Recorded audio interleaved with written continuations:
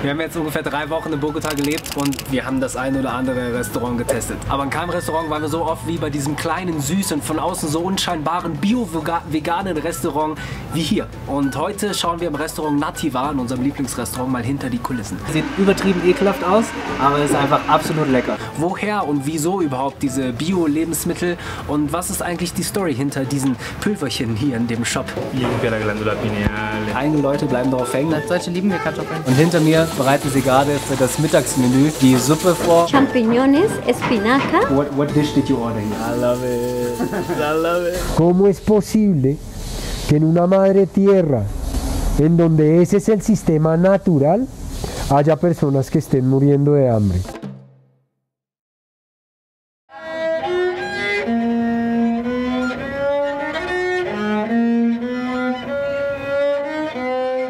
Das historische Zentrum ist einfach zauberhaft mit all den bunten Eingangstüren, überall Künstler und Gemälde und alles ist voller Leben, besonders am Wochenende.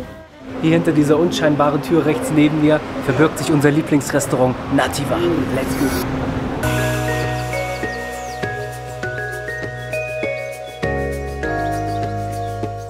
Also hier sind wir in einem kleinen Extraspeisesaal. Das ist ganz nice, hier direkt mit Fenster zur Straße. Und hier geht es weiter zum Hauptspeisesaal.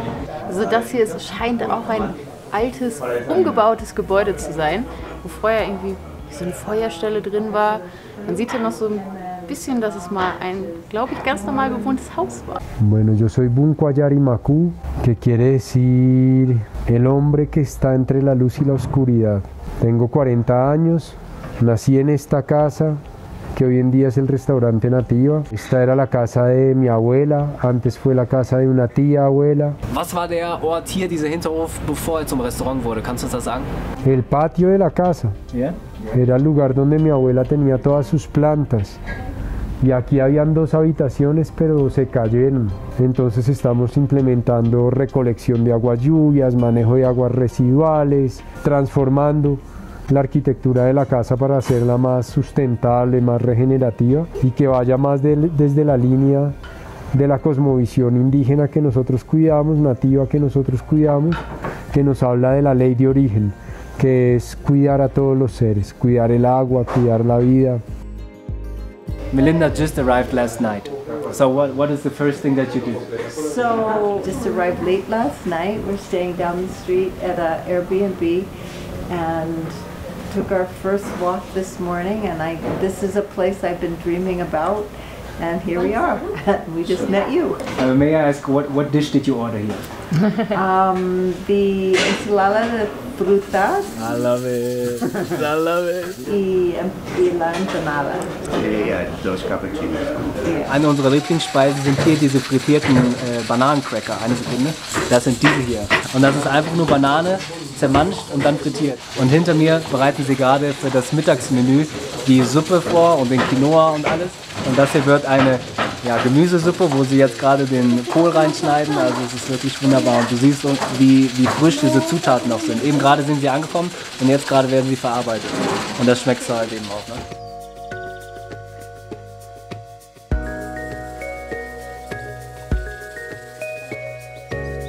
Was macht euer Restaurant so besonders, denkst du? Desde nuestra cosmovisión nosotros tenemos un sistema de alimentación que se llama Cuibi, que es una forma de existencia que respeta a todos los demás seres que hacen parte del cuerpo de la Madre Tierra.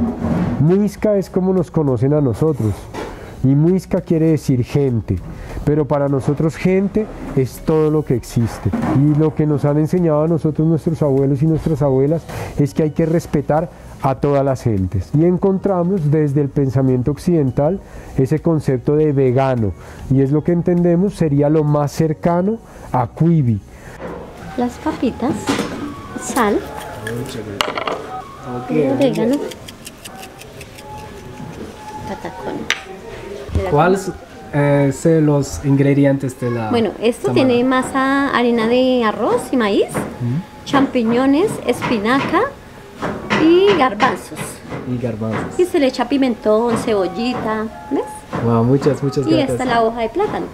Wow. Diese Köstlichkeiten probieren wir gleich, denn erstmal wollen wir auf etwas aufmerksam machen, was uns ganz besonders gut in Bogota gefallen hat. In fast allen Restaurants hier in der Nachbarschaft gibt es solche Mittagsmenüs. In Deutschland, erinnere ich mich, machen die meisten Restaurants halt erst abends auf, weil es dementsprechend sich mehr lohnt, kann ich auch verstehen. Hier stattdessen gibt es ein riesiges Angebot, was meistens um 12 beginnt und dann um 15 Uhr endet. Weil das ist auch einfach ein Angebot, was ganz viele Locals irgendwie in der Mittagspause oder so ja, in Anspruch nehmen. Entsprechend voll sind die Restaurants mittags auch immer. Das bedeutet, es wird dann ein Gericht vorgekocht für den ganzen Tag, so und so viele Portionen. Und ja, wer zuerst kommt, der kriegt dann eben auch was. Und wer zu spät kommt, Richtung 15 Uhr, der kriegt dann eben auch nichts mehr, manchmal. Neben Nazibar zeigen wir dir jetzt also noch einige andere Restaurants in der Umgebung, die wir sehr geliebt haben. Das erste Restaurant ist das Quinoa und Amaranth, auch hier in La Candelaria. Ein wunderbares Mittagsmenü. Zum Hauptgang gibt es hier noch einen Kamillentee mit Ananas und so und guckt dir mal diese Essensqualität an. Wunderschön. Was ganz besonders hier ist, dass es wirklich richtig, richtig gutes, hochwertiges, gesundes Essen ist. Also es ist kein Essen nur Fast Food oder irgendwas, sondern es ist wirklich hochwertiges Essen, so wie wenn du es dir selber auch kochen würdest. Es Besser? Ist richtig, ja, es ist richtig, richtig toll. Also das haben wir wirklich sehr, sehr, sehr, sehr, sehr, sehr wertgeschätzt hier. Jeden Tag haben wir das wertgeschätzt. Un Hummus para mí. Wir lassen uns gerade in diesem Einkaufszentrum eine richtig schöne Bowl machen. Bei einem Libanesen und das ist einfach wunderbar hier. Boah, da freuen wir uns drauf. Guck dir das jetzt mal an hier. Sogar mit Rosenkohl einfach. Das Rosenkohl in der Bowl, so geil.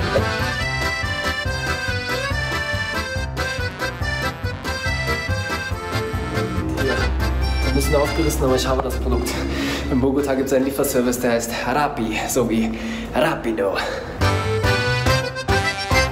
Übrigens eine sehr schöne Wohnung hier in Bogota. Es ist toll, hier über Airbnb Wohnungen zu finden in La Candelaria in der Altstadt. Und, Das ist auch ein sehr schöner Bezirk. Es gibt ja auch wirklich so viele vegane Optionen zum Bestellen. Ja, deswegen sind wir ein bisschen faul und bestellen öfter. Jesus Christoph. Und hier gibt es einen Falafelteller mit Linsenreis, einem kleinen Baba Ganoush, ein bisschen Pita und hier sind zwei Köstlichkeiten. Seid ihr eigentlich so Leute, wenn ihr Takeout bestellt oder Lieferung, macht ihr das dann auf den Teller drauf oder isst ihr das dann aus der Box? Wir lassen uns das jetzt schmecken. Nicht aus der Box.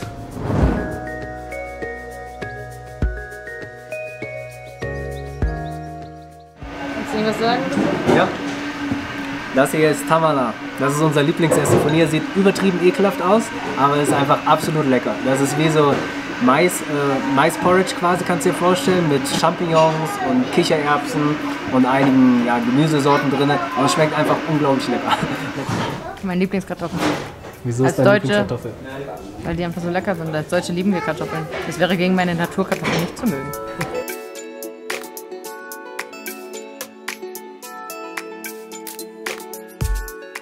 Nach dem Essen gibt es immer noch ein kleines Kakaochen, ne? Raw Kakao Baby. Und hier, das wollte ich dir noch zeigen, das ist unser Zettelwirtschaftssystem. Also jeder bekommt aufgeschrieben, was er bestellt und dann gehst du vorne an die Kasse und bezahlst. Da gehen wir jetzt gleich hin. Aber erstmal schlürfen wir hier dieses köstliche Heißgetränk. Um dein Herzchakra zu öffnen. Um mein Herzchakra zu öffnen, genau. Oh, ich fühle schon. Ich fühle. Cacao en leche de coco. Además es pura medicina, ¿no? Nosotros la llamamos cacagua, medicina del corazón. Jedes Mal, wenn wir bezahlen gehen wollen, bleiben wir in diesem wunderschönen kleinen Shop hängen und verbringen da gefühlte Ewigkeit. Weil es so viele tolle vegane, Bio- und Gesundheitsprodukte gibt, da kann man schon mal ein bisschen Zeit verbringen. Was ich liebe an Bogota hier ist einfach dieser indigene Vibe und das spiegelt sich auch in der Heilkunde der Pflanzenmedizin wieder.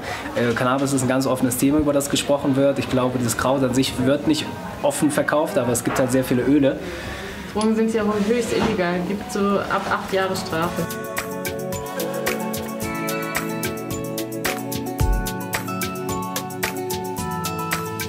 Hier gibt es halt ganz viele so Organico aus Pflanzenmaterialien selbstgemachte Kleidung und Accessoires.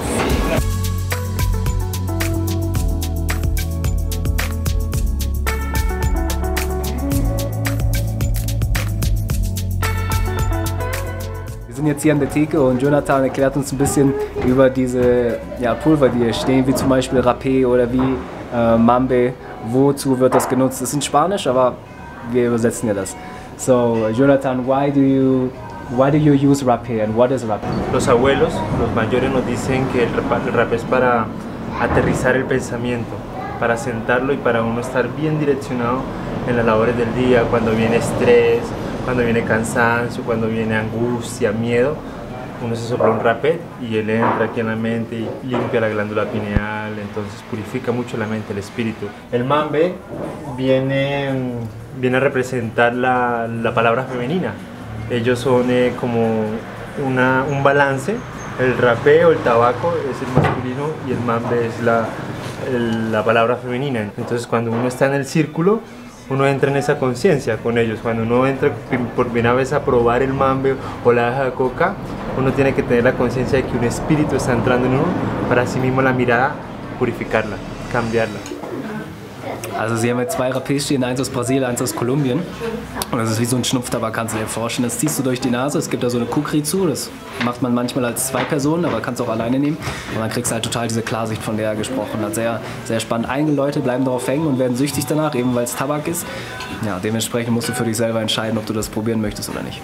El sistema occidental es algo difícil de entender. Todavía a mí me genera mucho movimiento emocional.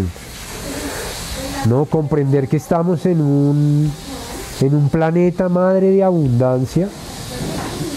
A mí mis abuelos me enseñaron que la tierra nunca fue a estudiar la tierra y por eso ella nunca aprendió a sumar, nunca aprendió a restar, nunca aprendió a dividir, pero ella naturalmente aprendió a multiplicar y aprendió a multiplicar de una forma que el sistema occidental, las matemáticas, no han logrado comprender.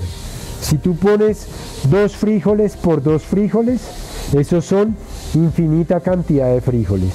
¿Cómo es posible que en una madre tierra, en donde ese es el sistema natural, haya personas que estén muriendo de hambre, haya personas que no tengan vivienda, haya guerra, haya violencia?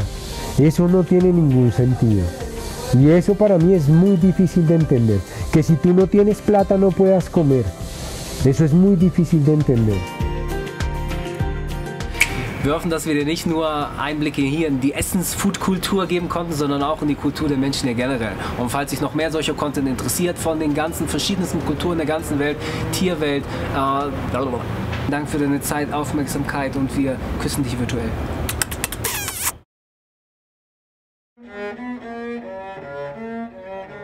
Und falls du jetzt nach diesen tollen Bewegtbildaufnahmen denkst, wow, jetzt haben wir ja gar nicht das Mittagsmenü gesehen. Doch, ich zeige es dir hier. Ich bin nämlich gerade 3 Stunden nach dem Aufnehmen wieder hier.